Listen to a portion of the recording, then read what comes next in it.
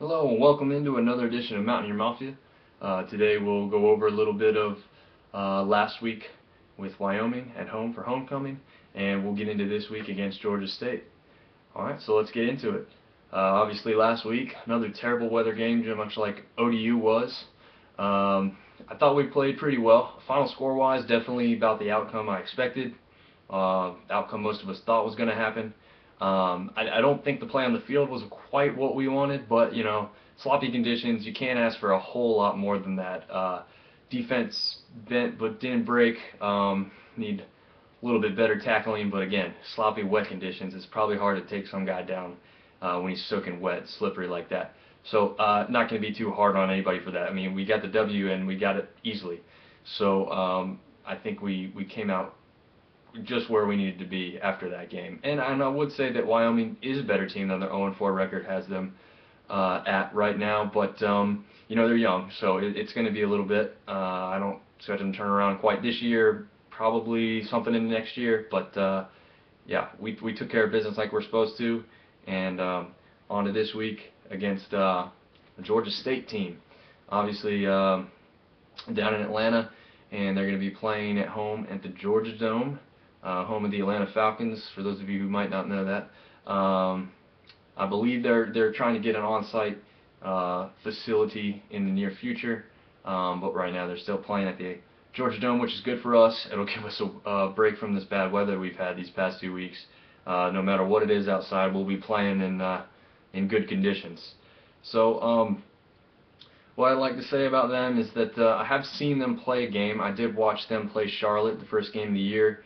In my opinion, both teams were pretty awful, at least for the first 3 quarters for sure. And the game opened up a little bit there near the end. I don't see anything magical from either team. I don't really have a player that I was truly impressed with on either side. So, we're not going to be keen on one guy too much. But obviously their quarterback, everyone's quarterback is probably their biggest and most important player, and theirs seems to be theirs. Again, he's no superstar. Right now, consistency-wise, he's about the same as he was last year. So he's not going to overly impress you, but he's not terrible. He's going to make his throws when he can and try and take advantage of that. But we'll see how it goes overall with the inside conditions. He won't be nearly as bad as he was last year. I gotta believe that he'll have a better performance in this environment that he's gonna be playing in at home against what he did last year in the snow up at our place. But their defense is weak, so we should key on running the ball yet again. I mean, we've said it every week so far, and it's gonna prove to be the same again this week. Pound the ball down their throats. Upshaw seems to be a little banged up this week. He might not go. There's really no problem with that. Marcus Cox can take care of business for him, and so we really don't need to be overly concerned about the other guys taking spot of Terrence for the week. And Marcus, there's really no concern, nothing to really worry about as far as that's concerned.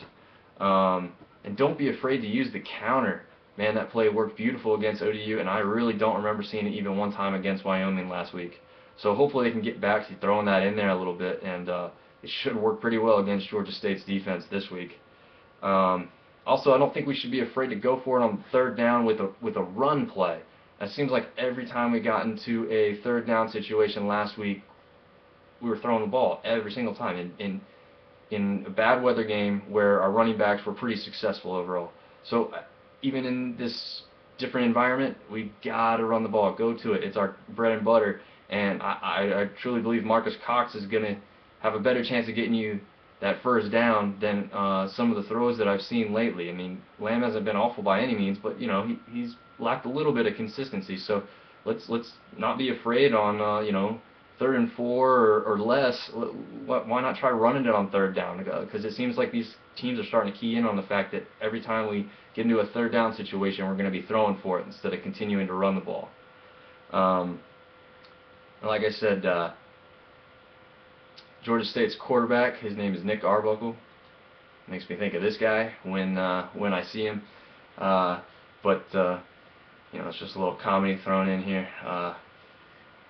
I did expect them to score more points so far this season than they did last year.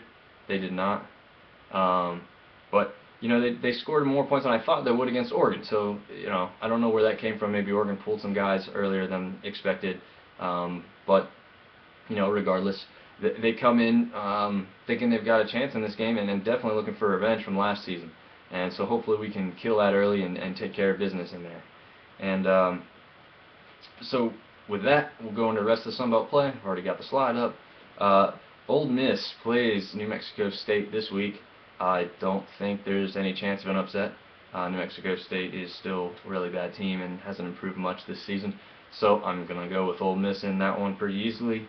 Next up, we got Mississippi State playing Troy this week. Unfortunately, I see another big loss headed our way for the Sun Belt. Hopefully they can just keep it respectable. And then after that, we've got Tulsa taking on Monroe.